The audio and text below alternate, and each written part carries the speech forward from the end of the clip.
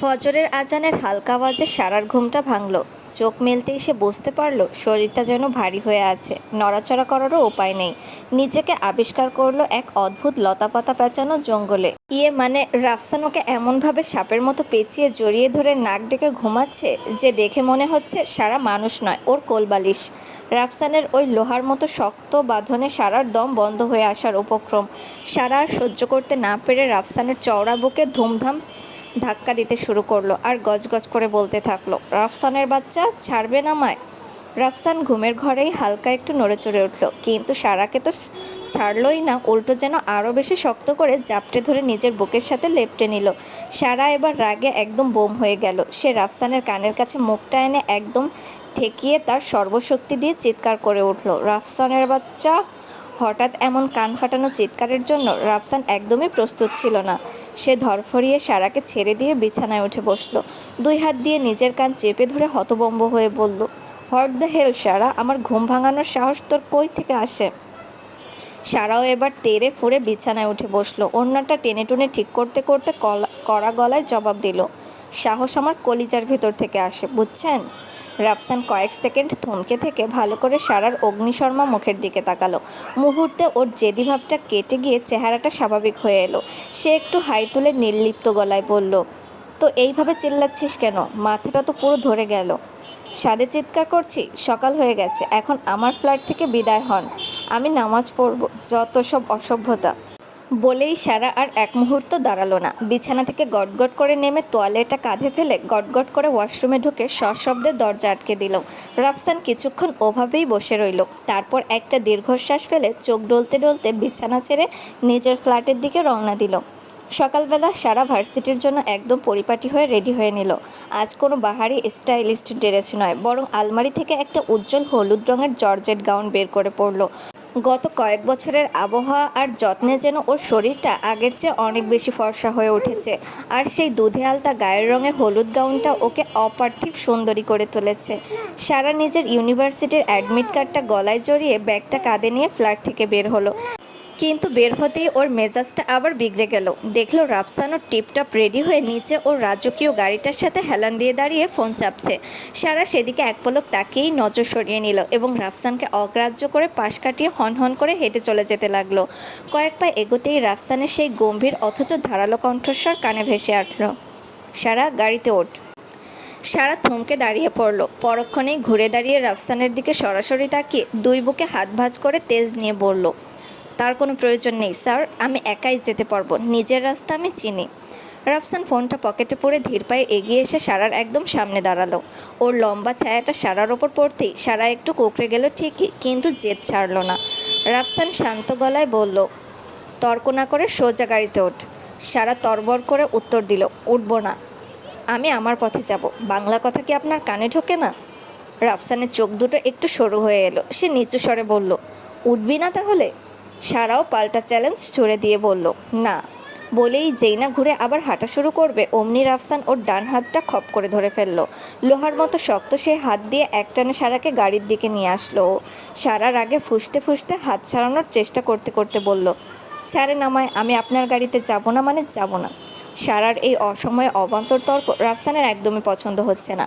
মাঝ রাস্তায় সবার সামনে সে কোনো সিন ক্রিয়েট করতে চায় না, কিন্তু সারাকে বাগে আনতেও পারছে না। রাফসান ঠোঁট কামড়ে নিচের নরম রাগটার কন্ট্রোল করলো। তারপর হঠাৎ কিছু না বলে এক ঝটকায় সারাকে পাচাকলা করে তুলে নিজের কাঁধে ঝুলাইল। সারা অপ্রস্তুত হয়ে পা ছুড়তে শুরু করলো, আর ঠিক তখনই রাফসান দাঁতে দাঁত চেপে বলে উঠল, আব্বে শালি, তুই যাবি না, তোর ঘাড় চাপে। বলেই রাফসান জোর করে সামনের ডোর খুলে সারাকে সিটে বসিয়ে দিল এবং চোখের পলকে ডোর লক করে দিল। সারা ভেতর থেকে খোলার চেষ্টা করার আগে রাফসান ঘুরে এসে ড্রাইভিং সিটে বসে স্টার্ট দিল। গাড়ি তখন দ্রুত গতিতে জাপানের মসৃণ রাস্তা দিয়ে ছুটতে শুরু করলো। সারা জানালার বাইরে তাকিয়ে ফুঁসছে, আর রাফসান আর চোখে সারার ওই রাগটাই উপভোগ করছে, মনে মনে হাসছে। ভার্সিটির গেটের সামনে গাড়ি আসতেই দারোয়ান তড়িঘড়ি করে গেটটা পুরোপুরি খুলে দিল। রাফসানের দামি গাড়িটা টান টান অভিজাত্য নিয়ে সোজা ক্যাম্পাসের ভিতর ঢুকে পড়ল। নির্দিষ্ট জায়গায় গাড়ি থামিয়ে রাফসান ডোর লকটা খুলে দিতেই সারা কোনো কথা না বলে এক মুহূর্ত সময় নষ্ট না করে গাড়ি থেকে নেমে পড়ল। রাফসান জানালার ফাঁক দিয়ে তীক্ষ্ণ দৃষ্টিতে সারার দিকে তাকিয়ে গম্ভীর স্বরে বলল, শোন, ছুটির পর ঠিক গেটের সামনে দাঁড়িয়ে থাকবি, কথাটা যেন মনে থাকে। বলেই রাফসান একটা ঝটকায় গাড়ি ঘুরিয়ে পার্কিংয়ের দিকে চলে গেল। সারা একটা দীর্ঘশ্বাস ফেলে নিজের ব্যাগটা কাঁধে ঠিক করে নিয়ে ভেতরের দিকে হাঁটতে শুরু করলো। কিন্তু চারপাশে তাকাতেই ওর অস্বস্তি বেড়ে গেল। ভার্সিটির অসংখ্য ছাত্রছাত্রী তাদের ওই হ্যান্ডসাম আর দাপুটে প্রফেসরের গাড়ি থেকে কোনো মেয়েকে নামতে দেখে একদম থ বনে গেছে। সবার চোখে মুখে হাজারটা প্রশ্ন আর বিস্ময়। এদিকে তানিয়াও তিনতলার বারান্দায় দাঁড়িয়ে নিচে সবটা দেখছিল। তাদের কলেজের হার্টথ্রোব ক্রাশ ছাড়ের গাড়ি থেকে সারাকে নামতে দেখে ওর তো চোখ চড়ক গাছ। সারা সেসবের তোয়াক্কা না করে গটগট করে নিজের ক্লাসরুমে ঢুকে পড়ল। কিন্তু রুমে পা রাখতেই তানিয়া এক ঝটকায় সারা দুই হাত ধরে ঝাঁকিয়ে উত্তেজিত গলায় বলে উঠল, কী ব্যাপার বলতো সারা, তুই রাফসান স্যারের গাড়িতে আসলি যে? এই স্যার তো কোনো মেয়ে মানুষকে গাড়িতে তোলা তো দূরের কথা, আশেপাশে কোনো মেয়ে দেখলে স্যারের কপালে বিরক্তির ভাঁজ পড়তো, আর সেখানে সে তোকে নিজের প্রাইভেট গাড়িতে নিয়ে আসলো। ঘটনা কি বলতো? স্যারের সাথে তোর কোনো গোপন কানেকশন আছে নাকি? সারা তানিয়ার প্রশ্ন শুনে একটু ঘাবড়ে গেলেও মুখে তা প্রকাশ করলো না। সে ব্যাগটা বেঞ্চে রেখে নিজেকে স্বাভাবিক করার চেষ্টা করে বলল, আরে তেমন কিছু না, রাস্তায় গাড়ির জন্য দাঁড়িয়েছিলাম, স্যার সামনে দিয়ে যাচ্ছিলেন তাই লিফট দিলেন, এতে এত অবাক হওয়ার কি আছে? তানিয়া ওর দিকে সন্দেহজনক দৃষ্টিতে তাকিয়ে বলল, লিফট? তাও আবার রাফসান চৌধুরী? সারা, তুই জানিস না কোনো মেয়ে কোনোদিন ওনার গাড়ির হ্যান্ডেল পর্যন্ত ছোঁয়ার সাহস পায়নি, আর সেখানে তোকে একদম গাড়িতে করে নিয়ে আসলো। স্যার আবার তোর প্রেমে পড়লো নাকি? ডাল মে কুচ কালা হে। সারা একটু আমতা আমতা করে নিজেকে সামলে নিয়ে বলল, আরে না রে, তুই যেমনটা ভাবছিস তেমন কিছু না, স্যার শুধু আমাকে লিফট দিলেন, তুই শুধু শুধু আমাকে সন্দেহ করছিস। তানিয়া তবুও যেন পুরোপুরি বিশ্বাস করতে পারল না।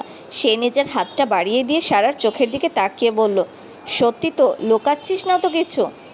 সারা জোর করে মুখে একটা হাসি ফুটিয়ে তানিয়ার হাতের উপর হাত রেখে বলল, হ্যাঁ রে, সত্যি সত্যি।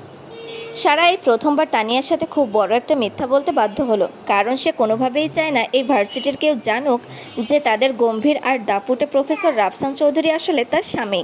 তানিয়া সারা যখন এইসব কথায় মগ্ন, ঠিক তখনই ক্লাসের দরজায় একজোড়া হিলের শব্দ খটখট করে বেজে উঠল। কিছুক্ষণের মধ্যেই ক্লাসে প্রবেশ করলেন প্রায় 25 বছর বয়সী এক তরুণী। তাকে দেখে পুরো ক্লাসের ছাত্রছাত্রীরা একযোগে দাঁড়িয়ে পড়ল। সারাও কৌতূহলী হয়ে উঠে দাঁড়ালো। মেয়েটা অসম্ভব স্মার্ট আর স্টাইলিস্ট। পরনে fitting jeans pants, T shirt আর তার উপর একটা দামি কোট, পায়ে চকচকে হিল আর চোখের ওপর নামী ব্র্যান্ডের সানগ্লাস। এক কথায় তাকে দেখতে যেন কোনো বড় দেশের বিখ্যাত প্রধানমন্ত্রী বা প্রভাবশালী কেউ। তানিয়া সারাকে একটু নিজের দিকে টেনে নিয়ে কানে কানে ফিসফিস করে বলল, এই হচ্ছে আমাদের ক্লাসের ম্যাম নিশি তালুকদার। জন্মসূত্রে বাংলাদেশে, কিন্তু বাপরে বাপ কি অহংকার, একদম ধরাকে সরা জ্ঞান করে। নিশি ম্যাম ক্লাসের মাঝখানে এসে দাঁড়ালেন, সানগ্লাসটা স্টাইল করে মাথার ওপর তুললেন। তার হাঁটাচলা আর তাকানোর ভঙ্গিতেই একটা অহংকারী আভিজাত্য ফুটে উঠেছে। তিনি সবার দিকে একবার তীক্ষ্ণ নজর বুলিয়ে জাপানিজ ভাষায় গম্ভীর স্বরে বললেন, শুভ সকাল, আশা করি সবাই ভালো আছো। তোমরা কি নিশ্চয়ই জানো যে আজ আমার ক্লাস? নিশি ম্যামের জাপানিজ বলার ধরনটা এতটাই নিখুঁত যে মনেই হচ্ছে না তিনি একজন বাংলাদেশি। তিনি ক্লাসের সবার দিকে তাকিয়ে বলতে লাগলেন, আমার ক্লাস কিন্তু অনেক কঠোর। যারা সময় মতো অ্যাসাইনমেন্ট দেবে না বা ক্লাসে মনোযোগ দেবে না, তারা আমার হাত থেকে পার পাবে না। তানিয়াই এবার সারার একদম কানের কাছে মুখ নিয়ে ফিসফিস করে বাংলায় বলল, শুনলি তো, এই নিশি তালুকদার দেখতে যতই সুন্দর, স্বভাবে ততটাই খতরনাক। জাপানিজটাও বলেছে একদম রোবটের মতো মেপে মেপে, এর থেকে দূরে থাকাই ভালো। সারা কোনো কথা না বলে নিশি ম্যামের দিকে তাকিয়ে রইল। হঠাৎ নিশির তীক্ষ্ণ চোখ পড়ল হলুদ গাউন পরা সারার দিকে। মুহূর্তেই নিশির চোয়াল শক্ত হয়ে এলো। এই মেয়েকেই সে কিছুক্ষণ আগে রাফসানের গাড়ি থেকে নামতে দেখেছে। নিশি ধীর পায়ে এগিয়ে এসে সোজা সারার টেবিলের সামনে দাঁড়ালো। তার চোখে তখন হিংসার আগুন। নিশি জাপানিজ ভাষায় গম্ভীর স্বরে প্রশ্ন করলো, তোমার নাম কি? সারা উঠে দাঁড়িয়ে শান্ত গলায় উত্তর দিল, আমার নাম সাবাউন ইসলাম সারা চৌধুরী। নিশি এক কুৎসিত হাসি দিয়ে বলল, ও আচ্ছা, তাহলে তুমিই সেই স্কলারশিপ নিয়ে বাংলাদেশ থেকে আসা নতুন স্টুডেন্ট? সারা বিনয়ের সাথে বলল, জি ম্যাম। নিশির গলার স্বর এবার আরও কঠোর আর বিষাক্ত হয়ে উঠল। সে জাপানিজে বলল, তো ভার্সিটিতে আসতে না আসতেই প্রফেসরকে পটানোর নোংরা চাল শুরু করে দিয়েছো?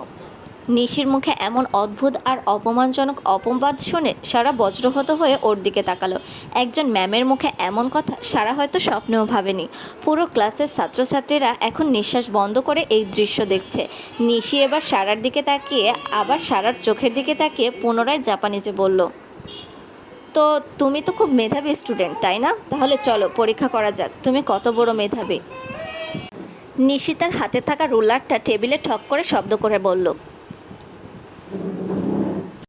আমি তোমাকে 3টি প্রশ্ন করব। তুমি সঠিক উত্তর দিতে পারলে আমাকে মারবে, আর যদি ভুল উত্তর দাও তবে এই লাঠি দিয়ে তোমাকে 10টা বাড়ি খেতে হবে। সারার বুকটা ভয়ে দুরু দুরু কাঁপতে শুরু করলো। সে সবেমাত্র প্রথম বর্ষের ছাত্রী। মেধা ভালো থাকলেও নতুন পরিবেশ আর জাপানিজ টেকনিক্যাল টার্মগুলো বুঝতে তার এখনও বেশ সময় লাগে। জাপানে আসার 72 ঘন্টাও পার হয়নি, এর মধ্যেই এমন এক পরিস্থিতির মুখোমুখি হতে হবে তা সে স্বপ্নেও ভাবেনি। সারাকে চুপ থাকতে দেখে নিশি ম্যাম টেবিলের ওপর রুলার দিয়ে সজোরে একটা শব্দ করে ধমক দিয়ে জাপানিজে বলল, উত্তর দাও, দেরি করছো কেন? সারা চমকে উঠে আমতা আমতা করে নিচু স্বরে বলল, জি ম্যাম, প্রশ্ন করুন। নিশি ম্যাম বাঁকা হেসে তার প্রথম প্রশ্নটি ছুড়ে দিলেন। প্রথম প্রশ্ন, জাপানের স্টিম ইঞ্জিন বা বাষ্পীয় ইঞ্জিনের উদ্ভাবক কে? সারা থতমত খেয়ে গেল। সে সাধারণত ইতিহাস জানলেও জাপানের এই সুনির্দিষ্ট উদ্ভাবকের নাম এই মুহূর্তে মনে করতে পারল না। সে মাথা নিচু করে দাঁড়িয়ে রইল। নিশি ম্যাম তাচ্ছিল্যের হাসি দিয়ে বললেন, বোকা ছাত্রী। দ্বিতীয় প্রশ্ন, জাপানের সুপ্রিম কোর্টে মোট কতজন বিচারক থাকেন? সারার কপালে ঘাম জমতে শুরু করলো। সে জাপানের সংবিধান বা আইন ব্যবস্থা নিয়ে এখনো পড়াশোনা শুরুই করেনি। তানিয়া পাশ থেকে ফিসফিস করে কিছু বলার চেষ্টা করলো, কিন্তু নিশির কড়া চাহনিতে সেও দমে গেল। সারা এবারও নীরব।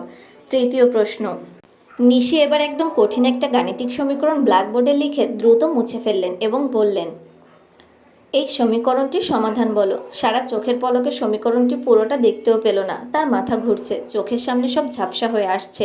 নিশির এই অন্যায় আর অদ্ভুত পরীক্ষা তাকে সবার সামনে অপমানিত করার একটা সূক্ষ্ম চাল মাত্র। সারা মাথা নিচু করে দাঁড়িয়ে রইল। তার চোখ দিয়ে এক ফোঁটা জল টুপ করে টেবিলের ওপর পড়ল। নিশি ম্যাম রুলারটা হাতে নাচাতে নাচাতে সারার সামনে এসে দাঁড়ালেন। তার চোখে এক পৈশাচিক আনন্দ। তিনি জাপানিজে বললেন, খুবই দুঃখজনক সারা, তুমি সবগুলোতেই ভুল করলে। এখন প্রতিশ্রুতি অনুযায়ী। নিশি রুলারটা উঁচিয়ে ধরলেন সারার হাতে 10টা বাড়ি মারার জন্য। পুরো ক্লাস নিস্তব্ধ। তানিয়া ভয়ের চোখ বন্ধ করে ফেলেছে। নিশি রুলারটা উঁচিয়ে ধরে সারার দিকে রক্তচক্ষু নিয়ে তাকালো। ক্লাসের প্রতিটি ছাত্রছাত্রী তখন ভয়ে নীল হয়ে আছে। নিশি জাপানিজ মিশিয়ে গম্ভীর স্বরে গর্জে উঠল, হাত বাড়াও। সারা ভয়ে কাঁপতে কাঁপতে তার ফর্সা ডান হাতটা সামনে বাড়িয়ে দিল। নিশি এক মুহূর্ত দেরি না করে রুলারটা দিয়ে ছ্যাদ করে সারার হাতের তালায় একটা বাড়ি মারল। ব্যথায় সারার শরীরটা এক মুহূর্তের জন্য অবশ হয়ে গেল। সে আহ করে হাতটা সরিয়ে নিল। নিশি ম্যাম এবার আরও জোরে ধমক দিয়ে বললেন, হাত সরাচ্ছ কেন? আবার হাত দাও। সারা এবার অসহায়ের মতো চোখ দুটো শক্ত করে বন্ধ করে আবার হাত বাড়িয়ে দিল। নিশি সমানতালে গুনে গুনে সারার হাতের ওপর রোলার দিয়ে কষে বাড়ি দিতে লাগলেন। বাড়িগুলো এতটাই জোরালো আর ধারালো ছিল যে পঞ্চম বাড়ির পর থেকেই সারার ফর্সা হাতের তালুতে লালচে সাপ বসে গেছে। 10 নম্বর বাড়িটা যখন পড়লো তখন হাতের চামড়া ফেটে ঝাপসা ঝাপসা রক্ত বেরোতে শুরু করেছে। সারার চোখ থেকে টপ টপ করে অশ্রু ঝরছে। নিশি রোলারটা টেবিলে রেখে শীতল গলায় বলল, আমার ক্লাসে পড়া না পারলে ঠিক এমন অবস্থাই হয়। আশা করি বুঝতে পেরেছ। সারা ব্যথার চোটে কথা বলতে পারছে না। সে শুধু দাঁতে দাঁত চেপে মাথা দুলিয়ে সায় দিল। নিশি গটগট করে ক্লাস থেকে বেরিয়ে গেল। কিন্তু সে আসলে চলে যায়নি। দরজার আড়ালে দাঁড়িয়ে সে সারার রক্তাক্ত হাত আর অশ্রুমাখা মুখের দিকে তাকিয়ে এক পৈশাচিক আর বাঁকা হাসি দিল। সে মনে মনে বলল, মিস সারা চৌধুরী, কি ভেবেছ তোমাকে আমি শুধু পড়া না পারার জন্য মারলাম? নো, তুমি আমার কলিজায় হাত দিয়েছ। গত 4 বছর ধরে যে রাফসানের আশেপাশে আমি কোনো মেয়েকে ঘেঁষতেই দেইনি, আর তুমি কিনা সেই রাফসানকে পটাতে আসো। আজ তো শুধু হাতে মেরেছি, এরপর যদি রাফসানের আশেপাশে তোমাকে দেখি তবে তোমার অবস্থা এর চেয়েও 1000 গুণ খারাপ হবে। সারা ব্যথায় কুঁকড়ে গিয়ে নিজের রক্তাক্ত ডান হাতটা বাম হাত দিয়ে চেপে ধরে ফুপিয়ে কেঁদে উঠল। তানিয়া তড়িঘড়ি করে ব্যাগ থেকে টিস্যু বের করে সারার রক্তমাখা হাতের উপর চেপে ধরে রাগে গজগজ করে বলল, ম্যাম নয়, যেন একটা জ্যান্ত কালনাগিনী। মানুষটার মনে দয়া মায়া বলতে আদেও কিছু নেই। কেমন পাষাণ আর অমানুষের মতো মারল তোকে। জাপানিজ তো আরও অনেকে পারে, তার জন্য এভাবে হাত ফাটিয়ে দিতে হবে? ঠিক সেই মুহূর্তে করিডোর দিয়ে গটগট করে হেঁটে যাচ্ছিল রাফসান। অন্য একটা ক্লাসে লেকচার দিতে যাওয়ার সময় হঠাৎই সারাদের ক্লাসের দরজার সামনে ভিড় আর ফেসফেসানি দেখে ওর পা থমকে গেল। কিছু বাংলাদেশি ছাত্রছাত্রী রাফসানকে দেখে নিচু হয়ে সালাম দিল ঠিকই, কিন্তু তারা নিজেদের মধ্যে রাগে ফুঁসতে ফুঁসতে বলাবলি করছিল, নিশি ম্যাম সারা মেয়েটাকে যেভাবে মারল না, একদম ঠিক করেনি। মেয়েটা তো মাত্র কালকে এসেছে, এসেই কি সব জানতা হয়ে যাবে? এই দেশের কঠিন কঠিন আইনের প্রশ্ন ও জানবে কিভাবে? আরেকজন ছাত্র পাল্টা সায় দিয়ে বলল, তুই ঠিকই বলেছিস। আমি যদি এই ভার্সিটির প্রিন্সিপাল হতাম তবে নিশি ম্যামকে আজই বহিষ্কার করতাম। পড়ার জন্য কেউ এভাবে হাত থেকে রক্ত বের করে দেয়? কথাগুলো তীরের মতো রাফসানের কানে গিয়ে বিঁধল। নিশি সারাকে মেরেছে আর সারার হাত থেকে রক্ত বেরোচ্ছে। এইটুকু শোনার পর রাফসানের বুকের ভেতরটা যেন মুহূর্তেই ছাই হয়ে গেল। ওর ফর্সা মুখটা রাগে তামাটে বর্ণ ধারণ করলো। হাতের লেকচার শিট আর দামি রোলারটা সে এতটাই জোরে চেপে ধরলো যে হাতের রগগুলো ফুলে উঠল। মনে হচ্ছে রাফসানের হাতের চাপে রোলারটা এখনই মট করে ভেঙে দু টুকরো হয়ে যাবে।